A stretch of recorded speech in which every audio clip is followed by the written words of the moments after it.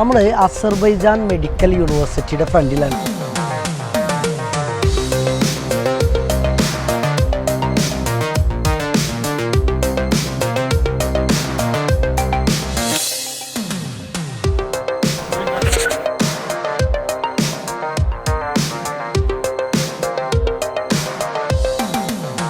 Hello Fox, doctor ആദിലാണ് അസർബൈജാനിൽ നിന്ന്.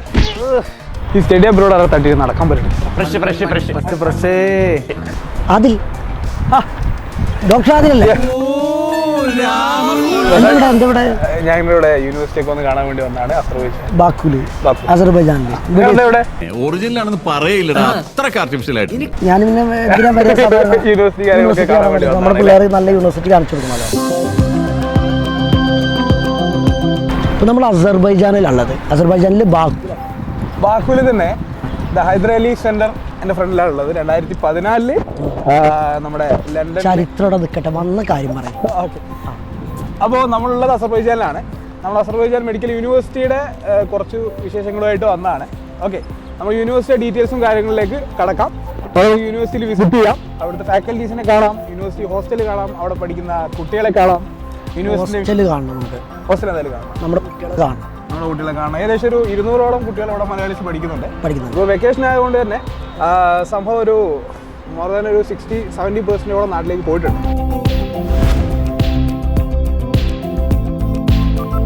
അസർബൈജാനിലെ government medical യൂണിവേഴ്സിറ്റിയാണിത്. അതുപോലെ തന്നെ 43ഓളം രാജ്യങ്ങളിൽ നിന്ന് സ്റ്റുഡൻസ് പഠിക്കുന്ന ഒരു യൂണിവേഴ്സിറ്റിയാണ്. 100 വർഷത്തിലധികം പഴക്കമുണ്ട് ഈ യൂണിവേഴ്സിറ്റിക്ക്. 65,000ഓളം യൂണിവേഴ്സിറ്റിയിൽ നിന്ന് ഡോക്ടേഴ്സ് അതുപോലെ തന്നെ ഫാർമസിസ്റ്റ് ഒക്കെ ഓൾറെഡി പഠിച്ചിറങ്ങിയിട്ടുണ്ട്. വളരെ എസ്റ്റാബ്ലിഷ്ഡ് ആയിട്ടുള്ള ഒരു യൂണിവേഴ്സിറ്റിയാണ്. പിന്നെ ഈ അസർബൈജാനെ സംബന്ധിച്ചിടത്തോളം ഈ രാജ്യത്തിനൊരു പ്രത്യേകത ഉണ്ട്. ഇത് യൂറോപ്പിനോട് ചേർന്ന് കിടക്കുന്ന സ്ഥലമാണ്. അപ്പോൾ യൂറോപ്യൻ കൾച്ചറും കാര്യങ്ങളൊക്കെ ഇവിടെ കറന്റ് ഫോളോ ചെയ്യുന്നുണ്ട് അല്ലേ? അതാണ് അതിൻ്റെ ഒരു വ്യത്യാസം. ഒരു ജോർജിയയുടെ ആ ഒരു ലൈഫ് സ്റ്റൈല്, ആ ഒരു കാര്യങ്ങൾ നമുക്ക് ഇവിടെ കിട്ടുന്നുണ്ട്. അതെ, ജോർജിയ ആണെങ്കിലും അർമേനിയ ആണെങ്കിലും ആ ഒരു രീതിയിൽ വരുന്ന ഒരു രാജ്യമാണ്. കൾച്ചറൊക്കെ യൂറോപ്പിനോട് ചേർന്ന് കിടക്കുന്ന ഒരു യൂറോപ്യൻ ഫ്ലേവർ എന്ന് പറയില്ലേ, ആ ഒരു സെറ്റായിട്ടുള്ള ഒരു രാജ്യം. അപ്പോൾ let's go to Azerbaijan medical university.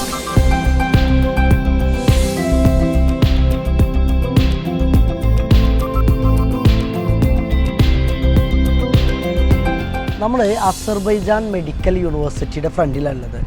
ഇവിടെ ഒരുപാട് വ്യത്യസ്ത ഡിപ്പാർട്ട്മെൻറ്റുകളുണ്ട്. അപ്പോൾ ആ ഡിപ്പാർട്ട്മെൻറ്റുകളൊക്കെ വളരെ ഡീറ്റെയിൽ ആയിട്ട് കാണുന്ന ഒരു വീഡിയോ ആണിത്. കടാവർ ഉണ്ടോ, ഡമ്മി ആണോ, അല്ല ഡമ്മിനെ കൊണ്ട് പഠിപ്പിക്കുന്നത് എന്തുകൊണ്ടാണ്, എന്താ അതിന്റെ കാരണങ്ങൾ, ഇതൊക്കെ നമുക്ക് വളരെ ഡീറ്റെയിൽ ആയിട്ട് കാണാം.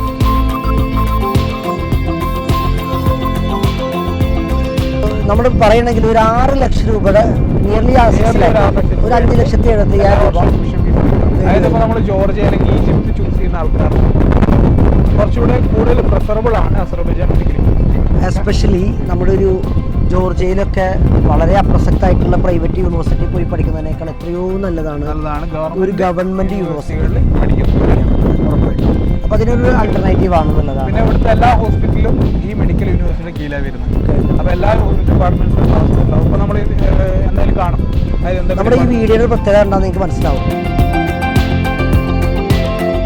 ഫാക്കൽറ്റീസ് ഒക്കെ വളരെ നല്ല രീതിയിൽ കുട്ടികളെ ഹെൽപ്പ് ചെയ്യുന്നുണ്ടെന്നാണ് നമുക്ക് കുട്ടികളോട് ഒരു അഭിപ്രായം ചോദിച്ചാലും പറയുന്നത് കേട്ടത്.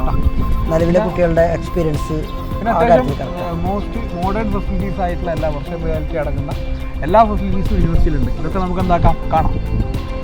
ഇനി ഇവിടെ ലാംഗ്വേജ് പഠിക്കുക എന്നുള്ളത് ഓരോ സ്റ്റുഡൻറ്റിൻ്റെയും റെസ്പോൺസിബിലിറ്റിയാണ്. അതുകൂടെ കിട്ടുമ്പോഴാണ് പേഷ്യൻസ് ഇൻട്രാക്ഷൻ പരിപൂർണ്ണമാവും. അത് ഒരുപാട് പേര് ചോദിക്കുന്നുണ്ട്. നമ്മളിപ്പോൾ രാജ്യത്ത് പോകുമ്പോൾ ആ രാജ്യത്ത് ലാംഗ്വേജ് പഠിക്കുന്ന ബുദ്ധിമുട്ടാണ്. അപ്പോൾ നമ്മൾ ഇന്ത്യയിൽ തന്നെ ഇപ്പോൾ അഡ്മിഷൻ കിട്ടുകയാണ്. ഇപ്പോൾ കർണാടകയിൽ അഡ്മിഷൻ കിട്ടി, അപ്പോൾ ഗവൺമെൻറ് മെഡിക്കൽ കോളേജിൽ കുട്ടി പഠിക്കാൻ പോയി.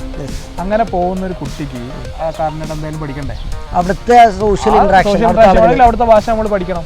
അവിടുത്തെ ലോക്കൽ പേഷ്യൻസിനായി സംസാരിക്കുന്നത് സ്വാഭാവികമായിട്ട് ഇംഗ്ലീഷ് പറ്റില്ല. ഗവൺമെൻറ് മെഡിക്കൽ യൂണിവേഴ്സിറ്റി ആകുമ്പോൾ ഒരിക്കലും ഇംഗ്ലീഷ് അറിയുന്ന അല്ലെങ്കിൽ വളരെ റിച്ച് ആയിട്ട് ജീവിക്കുന്ന ആൾക്കാർ അല്ലെങ്കിൽ പോഷായിട്ട് ജീവിക്കുന്ന ആൾക്കാർ മാക്സിമം ഗവൺമെൻറ് മെഡിക്കൽ കോളേജിൽ ഒഴിവാക്കും. ഒരു പ്രൈവറ്റ് അതായത് കൂടുതൽ പൈസ ചിലവാക്കിയിട്ടുള്ള ആ ഒരു രീതിയിലേ പോകുള്ളൂ.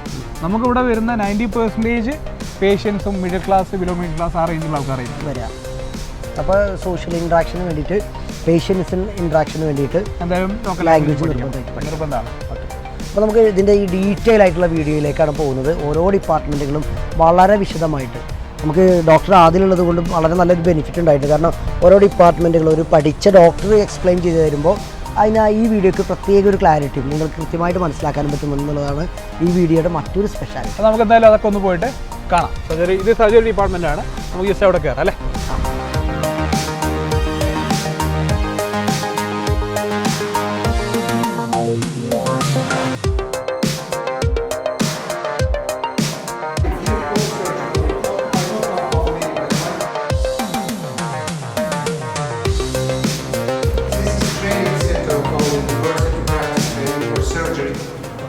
Patients like that.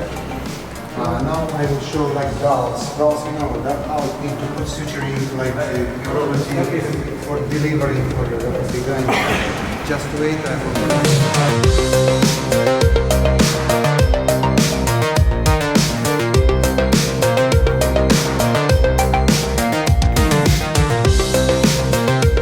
നമ്മൾ കാസർഗോഡ് മെഡിക്കൽ യൂണിവേഴ്സിറ്റിയിലുള്ളത് നമുക്കിവിടെ ഒരുപാട് ബോഡീസും കാര്യങ്ങളും ഡബ്ല്യൂസുകളിൽ കാണിച്ചു തന്നിട്ടുണ്ട്.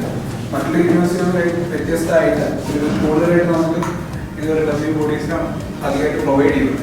ജസ്റ്റ് നമുക്കൊരു സൂചി എങ്ങനെ ഒരു ഇഞ്ചക്ഷൻ എങ്ങനെ ചെയ്യാനുള്ള കാര്യം ജസ്റ്റ് ഒന്ന് പറയാം. ഈ സൂചി ഇത് കണ്ടാം.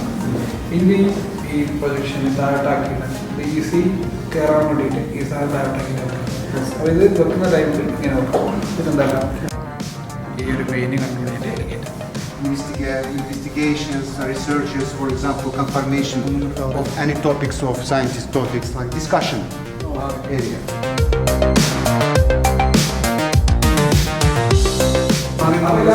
അസർബൈജാൻ മെഡിക്കൽ യൂണിവേഴ്സിറ്റിയിലെ സിമുലേഷൻ സെന്റർ. ഓക്കെ, നമ്മുടെ കാണാം വർഷയിൽ നമുക്ക് പേഷ്യൻസിനെ ട്രീറ്റ് ചെയ്യാൻ പറ്റും. അതായത് നമുക്കൊരു പേഷ്യൻസിന്റെ ക്വസ്റ്റ്യൻ തരും. ആ ക്വസ്റ്റ്യനനുസരിച്ച് നമുക്ക് ട്രീറ്റ്മെന്റ് ആ രോഗിക്ക് കൊടുക്കും. അതിന്റെ സിംറ്റംസ് കാര്യങ്ങൾ തരും.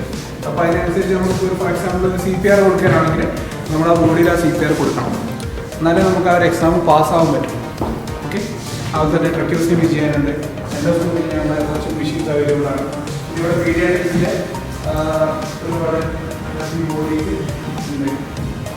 എക്സാം പ്രാക്ടിക്കലി കുട്ടികൾ അനുഭവം പേഷ്യൻ്റെ നമുക്ക് ചിലപ്പോൾ ഇന്ന രോഗം പേഷ്യൻസിന് കിട്ടണമെന്നില്ല. ഇനീഷ്യലി ആദ്യ വർഷത്തിൽ ഉണ്ടാവുക ഇത് ശരിക്കും നമ്മൾ ക്ലിനിക്കൽ സബ്ജക്ട് തുടങ്ങുന്ന സമയത്താണ്. നോർമലി കുട്ടികൾക്ക് ഫസ്റ്റ് പ്രീ ക്ലിനിക്കൽ സബ്ജക്റ്റ് ആയിരിക്കും. ഫസ്റ്റ് 2 to 3 ഇയേഴ്സ് ഉണ്ടാവും. അതിനുശേഷം ക്ലിനിക്കൽ. ഇത് ഡെലിവറി കാണിക്കുന്ന ബോഡിയാണ്.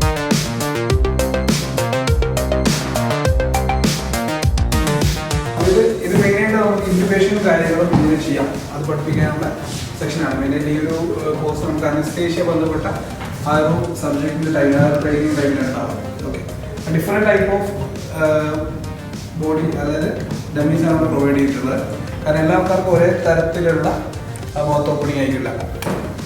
ഫോർ എക്സാമ്പിൾ നമ്മുടെ നാട്ടിൽ മല്ലമ്പട്ടി ക്ലാസിഫിക്കേഷൻ എന്ന് പറഞ്ഞൊരു രീതിയിലാണ് നമ്മൾ ട്രക്യൂസ്റ്റമി ചെയ്യുന്ന ടൈമിൽ നമ്മുടെ നാട്ടിൽ അതിലേക്ക് പഠിക്കാനുണ്ട്.